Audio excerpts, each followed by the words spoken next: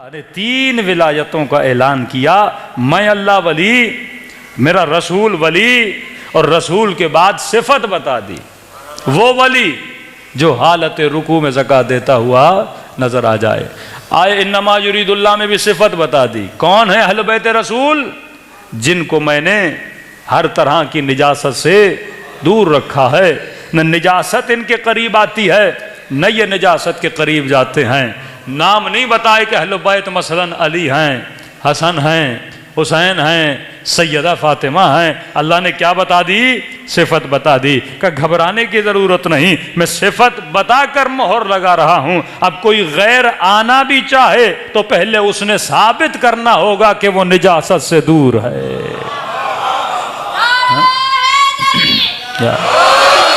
کبھی بولتے ہیں اہل بیت کی عصمت کو ثابت کری، میں کہتا ہوں اہل بیت کی عصمت تو پریکٹیکل عصمت ہے۔ ایک مرتبہ ایک بندے کے پاس ڈگری ہے، مثلا جیسے میتھمیٹک آتی ہے، جیسے انگلش آتی ہے، یا جیسے بایولوجی آتی ہے، ایک مرتبہ کہتا ہے میں پریکٹیکل ٹیچر ہوں، آپ نے جو سوال کرنا ہے میرے سے کر لیجئے۔ ہم کہتے ہیں ہمارے 11 اماموں کی زندگی اٹھا کر دیکھ لیجئے، زندگی میں ایک بھی گناہ اگر نظر آ جائے، ایک، یہ پریکٹیکل ہے نا، ایک بھی خطا نظر آ جائے، گڑی ہوئی حدیثیں نہیں، بنائے ہوئے فضائل نہیں، اہل بیت کی شخصیت کیا تھی؟ پریکٹیکل تھی۔ جس طرح رسول خدا کی شخصیت کیا تھی؟ پریکٹیکل تھی۔ نبی پہ ہر الزام مکے والوں نے لگایا، کبھی کہا یہ جادوگر ہے، کبھی کہا یہ مجنون ہے، کبھی کہا یہ ساحر ہے، لیکن کبھی یہ الزام نہیں لگایا کہ یہ امانتوں میں خیانت کرتا ہے۔ کہتے تھے امین بھی ہے۔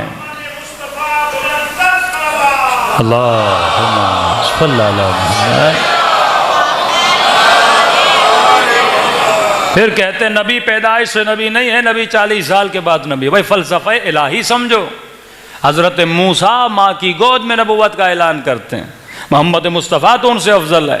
کیوں 40 سال کے بعد نبوت ملی؟ عرب کا ماحول ایسا تھا، نبی نے شریعت لانی تھی، نبی نے دین لانا تھا کہ اے محمد پہلے 40 سال عربوں میں خود کو ثابت کرو، پھر میری خدائی کو ثابت کرنا۔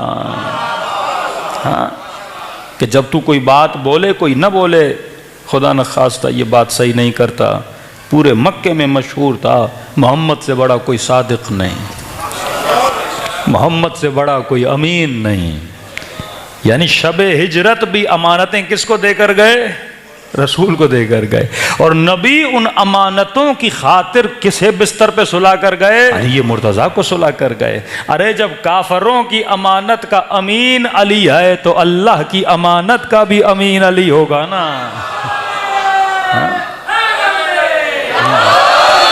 رسول کو یقین تھا کہ علی کسی امانت میں خیانت نہیں کرتے، جیسی امانت دوں گا ویسی امانت پہنچائے گا۔ تبھی مولا جب خلافت پر پہنچے نا تو لوگوں کو کہا میں تجھے وہی دین دوں گا جو میرے رسول نے دیا تھا، میں اسی سنت کو زندہ کروں گا جو میرے رسول نے سنت کو زندہ کیا۔ اور جب مسلمانوں کی بنائی ہوئی سنتوں کو علی نے ختم کرنا چاہا تو صدائیں بلند ہو گئی کہ واہ سنتا، علی پچھلے حکمرانوں کی سنتوں کے خلاف اٹھ رہا ہے۔ مولا نے فرمایا میں کسی حکمران کی سنت کو زندہ کرنے کے لیے نہیں آیا، میں محمد کی سنت کو زندہ کرنے کے لیے آیا۔ ہاں تو ہر مسلمان پہ 3 ولایتیں واجب ہیں، اللہ کی ولایت، رسول کی ولایت، اس کے بعد کس کی ولایت؟ علی بن ابی طالب کی۔ اچھا ایک آیت بڑی زبردست آیت ہے، ویسے تو ہر آیت زبردست ہے، لیکن شیعوں کے عقیدے کے اعتبار سے یہ آیت بچوں کو یاد ہونی چاہیے کہ اطیعوا اللہ واطیعوا الرسول واولی الامر منکم۔ وہاں کا انما ولیکم اللہ والرسول، تیسرا وہ ولی، 3 ولایتیں۔ یہاں پر 3 اطاعتیں، اللہ کی اطاعت کرو، حکم ڈائریکٹ ہے، اطیعوا اللہ، اللہ کی اطاعت کرو، اور رسول، اور کس کی اطاعت کرو؟ اور اس کے رسول کی اطاعت کرو۔ تیسری اطاعت اولی الامر منکم، اولی الامر کی اطاعت کرو، مطلب جیسی اطاعت اللہ کی ویسی اس کے رسول کی، اور جیسی اطاعت رسول کی ویسی اطاعت اولی الامر کی۔ اب دو اطاعتیں سب کو پتہ ہیں، دو ولایتوں کا سب کو پتہ ہے، اللہ ولی رسول ولی کوئی اختلاف نہیں، تیسری ولایت میں اختلاف شروع ہو جاتا ہے۔ دو اطاعتوں کا سب کو پتہ ہے، اللہ کی اطاعت کرنی ہے، رسول کی اطاعت کرنی ہے، تیسری اطاعت پہ سارے آ کے پریشان ہو جاتے ہیں۔ لیکن یہ بات تو ثابت ہے نا، ولایتیں بھی تین ہیں، اطاعتیں بھی تین ہیں۔ جب تک مسلمان یہ تین اطاعتیں، تین ولایتوں کو نہیں مانتا، تب تک اس کا ایمان کامل نہیں ہے۔ اب کوئی مفتی مولوی ملے نا، آپ اس سے یہ پوچھ لو یہ تیسری اطاعت کس کی ہے؟ جسے خدا نے کہا وَأُولِي الْأَمْرِ، تیسری اطاعت کس کی ہے؟ صفت بتائی، نام نہیں بتایا۔ اللہ نام نہیں بتاتا، اللہ صفت بتاتا ہے۔ صفت بتائی تاکہ تو خود جا کے ڈھونڈ یہ صفت کس کے اندر موجود ہے۔ کہ تیسری اطاعت ہے اولی الامر کی۔ واللہ کوئی جواب نہیں دیتا۔ قرآن کی اتنی سری آیت ہے، اللہ کی اطاعت کرو، رسول کی اطاعت کرو، اور جیسی اطاعت رسول کی اللہ کی، جیسی اولی الامر کی ویسی رسول کی اطاعت۔ تو پتہ جواب کیا دیتے ہیں؟ جواب تو دینا پڑے گا نا۔ کہتے ہیں تیسری اطاعت سے مراد ہے وقت کا حاکم۔ یہ نتیجہ ہے۔ دین بچانا چاہتے ہو تو دین فہم بنو، دین بچانا چاہتے ہو تو دین کو سمجھنے کی کوشش کرو۔ ایک آیت بھی انسان کو اگر صحیح سمجھ میں آ جائے اس کی زندگی بدل جاتی ہے۔ آج قرآن ہمارے درمیان بڑا غریب ہو چکا ہے۔ ہم نے قرآن کو اس طرح پڑھنے کی کوشش نہیں کی، ہم نے مفتیوں اور مولویوں کے حوالے کر دیا۔ بندے خدا قرآن کتاب ہدایت ہے، ہدن للمتقین ہے۔ کب کا ہدن للمولویین ہے، ہدن للمفتیین ہے؟ نہیں، قرآن ہدایت ہے صاحبان تقویٰ کے لیے۔ اگر تیرے دل میں خوف خدا ہے، قرآن اٹھا اور ایک ایک آیت کا ترجمہ پڑھ، غور کر، فکر کر۔ خدا عوام سے بات کر رہا ہے۔ یہ تو ہم نے شعبے کھول دیے کہ مولوی بتائے گا، مفتی بتائے گا، وہ ایکسٹرا آرڈنری تفسیر ہوتی ہے۔ لیکن ظاہری قرآن تو سب کے لیے ہدایت ہے۔ قرآن کو پڑھ، پھر تاریخ کو پڑھ۔ بڑا آسان ہے، یہ فیصلہ کسی مفتی اور مولوی کے ہاتھ میں نہ دے، خود فیصلہ کر۔ قرآن کی آیت پڑھ، اللہ ولی ہے، رسول ولی ہے، جس نے حالت رکوع میں زکوٰۃ دی وہ ولی ہے۔ اب جستجو کرنا خود جا کے تاریخ میں کہ رکوع میں زکوٰۃ کس نے دی تھی۔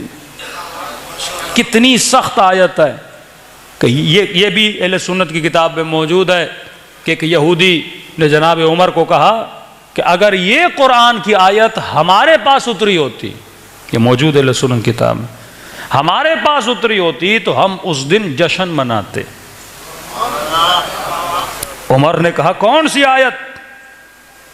وہی آیت غدیر، یا ایھا الرسول بلغ ما انزل الیک من ربک فإن لم تفعل فما بلغت رسالتہ، یا الیوم اکملت لکم دینکم واتممت علیکم نعمتی۔ کہ یہ جو آیت ہے نا کہ آج دین مکمل ہوا، آج میں نے نعمت کو تمام کیا۔ کہ عمر اگر یہ آیت ہمارے ہاں ہوتی نا کہ دین مکمل ہو گیا، اتنی بڑی بشارت، نعمت تمام ہو گئی، اتنی بڑی بشارت، ہم عید مناتے۔ تو اس یہودیوں کو کوئی بتاتا کہ شیعہ عید مناتے ہیں؟ کس بات پہ دین مکمل ہوا؟ اتنا بڑا تھریٹ خدا اپنے نبی کو دے رہا ہے کہ رسول اگر تم نے یہ کام نہ کیا گویا تم نے رسالت کا کوئی کام انجام نہ دیا۔ مطلب اس کام کی اتنی اہمیت تھی۔ یہ نہیں کہ خدا دھمکی دے رہا ہے، خدا نخواستہ اپنے رسول کو دھمکی کی بات نہیں ہے۔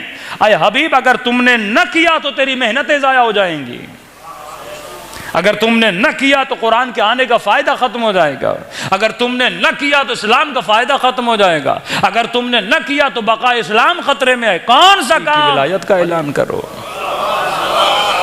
تم دنیا سے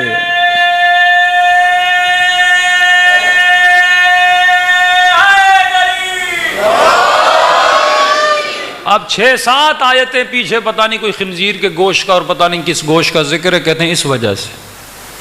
اب گوشت کے اعلان کرنے سے نہ کرنے سے دین کا کیا جائے بھائی؟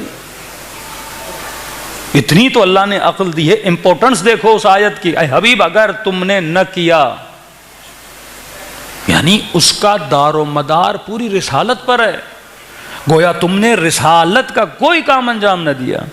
اب بڑی آسانی سے آیت سے گزر جائیں، ہاں مولوی صاحب اس کی کیا تفسیر ہے، مفتی صاحب اس کی کیا تفسیر ہے؟ اللہ قیامت میں کہے گا تو خود اندھا تھا، تو خود پڑھ نہیں سکتا تھا، کہ تم نے کبھی کوشش کی کہ قرآن سے خود ہدایت لو؟ پھر ایسا ہے تو بچوں کو کیوں بھیجتے ہو اسکول میں اے لیول اور او لیول کرا؟ پوچھ لو بھائی کیا مسئلہ ہے، مسئلہ حل ہو جائے۔ بچہ خود پڑھتا کیوں ہے کتابوں کو؟ جب تک تو خود نہیں پڑھے گا کوئی نتیجہ آخذ نہیں کرے گا۔ تاریخ بھی موجود ہے، حدیث بھی موجود ہے، 60-70 ہزار میں یہ ساری کتابیں آ جاتی ہیں، جتنی اہل سنت کی کتابیں ہیں، صاحب ستاب لے لیں، ابن ماجہ واجہ لے لیں، ساری کتابیں لے لیں، میکسیمم 75 to 80,000 میں وتھ ترجمہ وتھ ٹرانسلیشن آ جاتی ہیں۔ لیکن یہ مظلومیت ہے، شیعہ کے گھر میں تو اہل سنت کی کتابیں مل جاتی ہیں، لیکن ہمارے برادران کے گھروں میں آپ کو یہ کتابیں نہیں ملتی، کسی کی دلچسپی نہیں ہے۔ میں کہتا ہوں کم از کم شیعہ اگر نہج البلاغہ پڑھتا نہیں لیکن رکھی تو ہوئی ہے،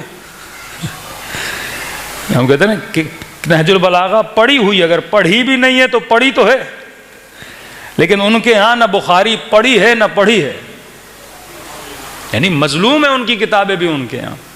اگر مسلمان صرف اپنی کتابیں پڑھ لیتا، جس طرح بہار ہمارے ہاں بڑی مظلوم ہے، ہم میں سے کتنے شیعہ ہیں جن کے گھروں میں بہار و انوار کا سیٹ پڑا ہوا، دو حاکم وقت قاضی وقت فتویٰ دے گا، اس کا اپنا سسٹم ہے، اس کو پکڑا جائے گا، حراست میں لیا جائے گا، اس کا ٹرائل کیا جائے گا، اس کے بعد حکومت یا جو بھی وقت کا حاکم ہے کیا کرے گا؟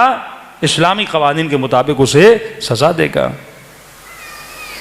اپنی نظروں کے سامنے ایک چور آتا ہے، آپ کا موبائل چھینتا ہے، آپ کی موٹر بائک کو چھینتا ہے، آپ کی گاڑی کو چھینتا ہے، آپ نے چور کو پکڑ لیا، اسلام کہتا ہے خبردار تجھے مارنے کا حکم نہیں ہے، میری موبائل چوری کی ہے، تم نہیں ہے اس کو مارنے والے۔ حاکم کا کام ہے، قاضی کا کام ہے، جج کا کام ہے اسے سزا دے، تمہیں حق نہیں ہے۔ اب اس طرح ہر بندہ چور کو پکڑے اور مارنے لگے۔ کل پتہ چلا وہ چور بھی نہیں تھا، میری دشمنی تھی ذاتی، میں نے کہا چور چور چور، اور 4 اس کو ہم نے چپیڑے مار دی اور ساری اپنی بڑاس میں نے روڈ پہ نکال دی، تو ملک میں جنگل کا قانون بن جائے گا۔ اسلام کے ایک رولز ہیں، ایک ریگولیشنز ہیں، جب ان رولز اور ریگولیشن کو بندہ فالو کرے تبھی خدا متعال قرآن میں کہتا ہے کہ ہم نے قصاص میں کیا رکھا ہے تمہارے لیے؟ نعمت رکھی ہے، ہم نے قصاص میں حیات رکھی ہے، اللہ کہتا ہے۔